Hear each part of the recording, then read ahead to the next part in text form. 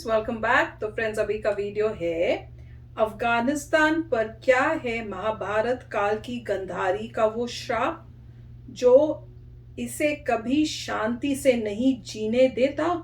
ओ, चलो देखते हैं कि क्या कोई श्राप मिला था अफगानिस्तान को और उस वजह से इतना यहाँ पे डिस्टर्बेंसेस होती हैं।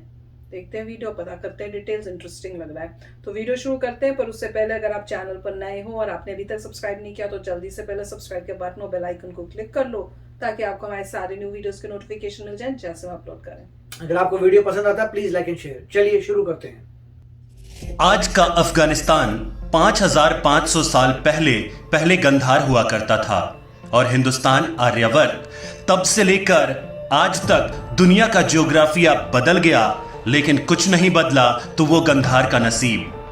कहते हैं कि एक श्राप है जो कभी गंधार को शांति से नहीं जीने देता। इतिहास में की गई एक ऐसी गलती जिसका खामियाजा गंधार आज तक भुगत रहा है।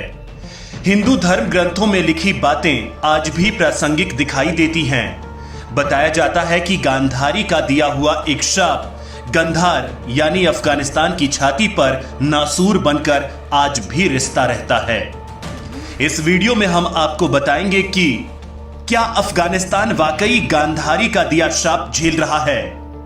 साथ ही आप ये भी जानेंगे कि आखिर गांधारी ने गंधार यानी आज के अफगानिस्तान को कौन सा श्राप दिया था, क्यों दिया था। इतना ही नहीं, इस वीडियो में आप ये भी जानेंगे कि आखिर वो कौन सी वजह थी कि गांधारी को अपने मायके यानी गंधार को श्राप देने पर मजबूर होना पड़ा। हिंदू ग्रंथ महाभारत के अनुसार पांडवों के पितामह भीष्म ने गंधार राज परिवार के ज्यादातर लोगों का वध कर दिया। कहा जाता है कि तब से लेकर आज तक मौजूदा अफगानिस्तान और तब के गंधार तक ने कभी चैन से सांस नहीं ली। कई अध्ययनों में यह बात साफ हुई है कि अफगानिस्तान का महाभारत के साथ काफी गहरा रिश्ता है। अफगानिस्तान की पेशावर घाटी और काबुल नदी घाटी तक महाभारत का इतिहास फैला हुआ है। नवंबर 2013 में एशिया और अफ्रीका की तरफ से हुई एक स्टडी में यह बात साबित हुई थी कि अफगानिस्तान का हजारों साल पहले महाभारत से खास रिश्ता है। विशेषज्ञ बताते हैं कि गंधार साम्राज्य आज भी अफगानिस्तान में है और इसे अब कंधार के नाम से जाना जाता है। आज गंधार का एक बड़ा हिस्सा उत्तरी पाकिस्तान और कुछ हिस्सा पूर्वी अफगानिस्तान में है। गंधार साम्राज्य पोथोहार, पेशावर घाटी और काबुल नदी घाटी तक फैला था। गंधार शब्द का जिक्र ऋग्वेद, उत्तर रामायण और महाभारत में मिलता है। महाभारत की घटना ही वो कारण था जिसे गंधार को शापित करने का सबब माना जाता है। इसकी पूरी कहानी अब आपको तफसील से बता देते हैं। आगे बढ़ने से पहले आप ये तो जान ही गए होंगे कि इस वीडियो कंटेंट की पहली, दूसरी और तीसरी हाईलाइट का जवाब भी आपको मिलने वाला है, जो है क्या अफगानिस्तान वाकई गांधारी का श्राप झेल रहा है। साथ ही आप ये भी जानेंगे कि आखिर गांधारी ने गंधार यानी आज के अफगानिस्तान को कौन सा श्राप दिया था और आखिर वो कौन सी वजह थी कि गांधारी को अपने मायके यानी गंधार को श्राप देने पर मजबूर होना पड़ा। शादी की वजह से महर्षि वेदव्यास के लिए ग्रंथ महाभारत के मुताबिक करीब 5500 साल पहले राजा सुबल गांधार पर राज करते थे। उनकी एक बेटी भी थी जिसका नाम था गांधारी। जिस दौर का जिक्र महाभारत में मिलता है उस दौर में आर्यवर्त की सीमाएं गंधार से लगा करती थी। तत्कालीन हस्तिनापुर और आज की दिल्ली, मेरठ, मथुरा, बुलंदशहर, आगरा और आसपास के इलाके हस्तिनापुर साम्राज्य का हिस्सा हुआ करते थे। इसी हस्तिनापुर के राजकुमार थे धृतराष्ट्र, जिनके साथ गंधार की राजकुमारी गांधारी का विवाह हुआ था। धृतराष्ट्र जन्म से अंधे थे, लिहाजा गांधारी ने शादी के बाद अपनी आंख पर भी पट्टी बांध ली और पतिव्रत धर्म के अनुसार अपने पति के समकक्ष होकर हस्तिनापुर चली आई। गांधारी के एक शकुनी नाम का भाई था। जब गांधारी के पिता सुबल की मृत्यु हुई तो गांधार का सारा राजपाट शकुनी के हाथ में आ गया।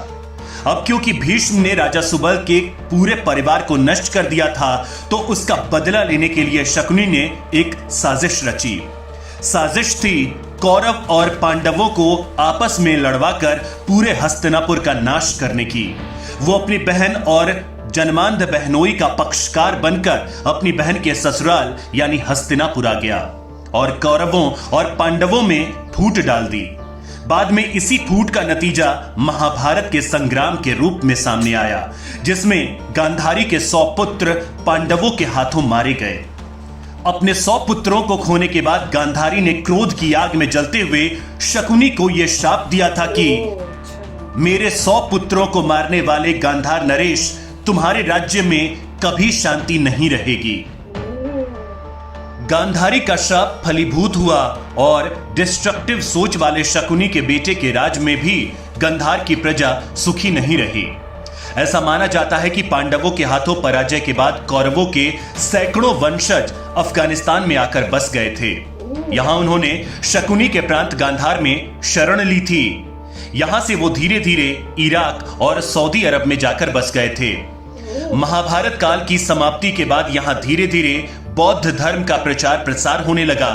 यहां तक कि एशिया के कुछ भाग में बौद्ध धर्म तेजी से फैलने लगा। भगवान शिव की पूजा यहां से धीरे धीरे खत्म होने लगी और इसके बाद बौद्ध धर्म के अनुयायी अपने धर्म को बढ़ावा देने लगे। मुस्लिम शासकों के यहां कब्जा करने से पहले कई मौर्य शासकों ने यहां पर राज किया। उसके बाद 11वीं शताब्दी में यहां महमूद गजनवी ने अपनी सत्ता स्थापित कर ली और इस तरह गांधार बन गया कांधार, जो कि अब यहां कंधार नाम के एक शहर के रूप में जाना जाता है। ऐतिहासिक साक्ष्य बताते हैं कि उस गांधार राज्य में वर्तमान के उत्तरी पाकिस्तान का भी कुछ हिस्सा शामिल था। एक दौर ऐसा भी आया कि जब विश्व विजय के अभियान पर निकला सिकंदर अफगानिस्तान के मुहाने पर पहुंचा। 1 साल के भीतर उसने अंटोलिया, मेसोपोटामिया और पर्शिया पर कब्जा कर लिया था। आगे अफगानिस्तान था। सिकंदर को लगा कि ये तो कुछ दिनों की बात है, लेकिन वहां पहुंचने पर उसका गणित उल्टा पड़ गया। वहां अंतहीन जंग शुरू हो गई। छोटे छोटे अफगान कबीलों ने सिकंदर की मजबूत सेना को हाँफने पर मजबूर कर दिया। होते होते 3 बरस बीत गए। फिर एक दिन सिकंदर के नाम एक चिट्ठी आई। उसकी मां ने तंज कसते हुए पूछा था कि सिकंदर कैसा योद्धा है जो 3 साल में भी एक छोटी सी जगह पर अटका हुआ है। सिकंदर ने चिट्ठी पढ़ी। उसने एक थैली में अपने आसपास की मिट्टी भरी, साथ में एक संदेश भेजा, मां, इस मिट्टी को अपने घर के अहाते में बिखेर देना। सिकंदर की मां ने वैसा ही किया। अगले ही कुछ दिन से मैसिडोनिया के कुलीन लोग आपस में लड़ने लगे। वहां भयानक मारकाट मच गई। उसी समय से एक कुख्यात लोकोक्ति चली आ रही है, Afghanistan is the graveyard of empires, यानी अफगानिस्तान साम्राज्यों की कब्रगाह है। सिकंदर ने बाद में अफगानिस्तान को जीता भी, लेकिन बहुत लंबे समय तक उसका राज नहीं चला। जितने भी समय शासन रहा वहां खून खराबा होता रहा। 19वीं सदी में यही हाल ब्रिटिश राज का हुआ। दुनिया के तमाम हिस्सों पर कब्जा करने वाले अंग्रेज अफगानिस्तान पर कभी तसल्ली से शासन नहीं कर पाए। अब जब तालिबान ने फिर से अफगानिस्तान को अपने कब्जे में ले लिया है, गांधारी के उस शाप को लेकर एक बार फिर चर्चा शुरू हो गई है। ऐसा माना जा रहा है कि गांधारी के शाप के दंश से गांधार आज तक उबर नहीं पाया है। तो फ्रेंड्स, कमाल की वीडियो थी। ये एक सोचने का एंगल है, कभी ध्यान ही नहीं दिया हमने, पर कोई पता नहीं होता कि वो श्राप जो हो वो वाकई नहीं काम कर रहा हो, तभी इतना वहाँ पे डिस्टर्बेंसेस हैं। इतने आए, किंग्स आए उसको जीतने के लिए, कंट्रीज अब आ रही हैं, पर इम्पॉसिबल हो रहा है जीतना। पर क्वेश्चन ये है कि अब ये तालिबान आया है, क्या ये कंट्रोल कर पाता है कि नहीं। अगर ये भी कंट्रोल नहीं कर पाता तो मजे की बात होगी। पर अच्छा, मेरे को लग रहा था कि श्राप इसलिए दिया होगा कि उनकी शादी होगी बिना बताए कि वो ब्लाइंड है हस्बैंड। मुझे लगा था शायद इसलिए श्राप दिया था। पता चला कि क्योंकि उनको बाद में पता चल गया था कि मेरा भाई ऐसा है जिसने मेरे सारे बच्चों की जो डेथ है इसकी वजह से हुई। ये अपने मतलब से, अपनी वो जो कहते हैं ना, क्या बोलते हैं हिंदी में वर्ड होता है ना, कि आपको दुश्मनी जो होती है वो वापस रिवेंज जो बोलते हैं, बदले के लिए वो आया हुआ है। और उसने ये नहीं देखा कि मैं बहन का घर खराब कर रहा हूँ और मैं उनमें लड़ाइयाँ डलवा रहा हूँ। और मुझे याद है हमने जब वो देखा, महाभारत देखते थे, तो शुरू में ये शकुनी मामा ही था जो दुर्योधन के दिमाग में डालता रहता था कि तू इसको ये मत कर, वो मत कर, हेट्रेड बचपन से घुसानी शुरू कर दी थी। तो उसी का नतीजा हुआ था, तो उसकी वजह से श्राप मिला था। वाह, देख लो। मेरा तो एक ही पॉइंट है कि जो इतने पावरफुल लोग थे, जो इतना श्राप दे सकते थे, वो कहाँ गए। मैं तो यही जानना सभी जानना चाहते हैं कि जो इतने लोग थे जिनमें दोनों तरीके की पावर थी, एक श्राप देने की और एक ग्रेट कार्य करने की, आशीर्वाद में पावर थी, बहुत कुछ आप मांग सकते थे, जो भी है भगवान से कांटेक्ट था, वो सारे जो लोग थे पावरफुल, वो कहाँ गए। जिनके पास इतने सोफिस्टिकेटेड वेपन्स थे कि वेपन्स करें, हजारों तीर बन रहे हैं, मतलब जो भी मंत्र थे उनके पास, इतनी जो ज्ञान था, इतनी सुपर नेचुरल पावर, मतलब जो लॉज ऑफ फिजिक्स को फॉलो नहीं करती चीजें डुप्लीकेट हो रही हैं चीजें। हर बार ऐसी वीडियो देखते हमारे यही क्वेश्चन होता है, वो लोग कहाँ गए। अगर वो लोग अभी तक होते तो इंडिया नंबर 1 होता है। पूरे वर्ल्ड में उसको कहते हैं कि इंडिया का ही रूल था और कोई था ही नहीं, सिर्फ इंडिया ही था पूरा, और जो पूरा वैदिक इंडिया ही था। धीरे धीरे ये सब हुआ है। तो मैं यही कहूँगा कि मेरे को ये है कि ऐसे लोगों पे स्टडी होनी चाहिए कि कहाँ गए ये सब लोग। नाम और तो जब तक साइंस जिंदा है, कोई प्रूव नहीं कर पाएगा कि शराब था या नहीं था, अनलेस सुपर एविडेंस हो, जहाँ पे कोई दिखा सके कि सुपर नेचुरल चीजें भी क्रिएट की जा सकती हैं। तो क्वेश्चन ही रहेगा, बिल्कुल क्वेश्चन ही रहेगा, अनलेस कोई साइंस दिखा दे। और साइंस कोशिश भी कर रहा है, ऐसी बात नहीं है, साइंस कोशिश भी कर रहा है। बहुत लोगों ने री इनकारनेशन पे, जो आपका पुनर्जन्म होता है, उस पर रिसर्च की, तो उनको एविडेंस मिल रहा है कि वो सही है। अच्छा।